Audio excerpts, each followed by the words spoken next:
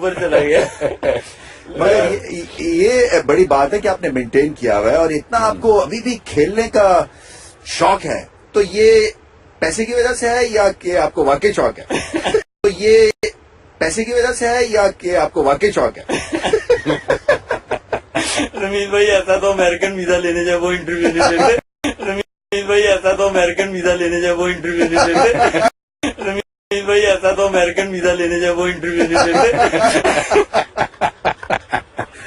आपका कितनी देर रुकने का अभी इरादा है यहाँ पे? और इतना आपको अभी भी खेलने का शौक है।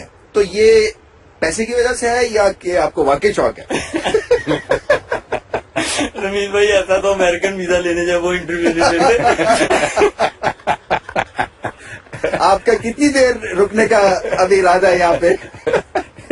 एक कोशिश तो मेरी रमीज भाई ये है कि 2019 वर्ल्ड कप किसी तरह मैं खेल जाऊं। मतलब क्या बैसाखियों के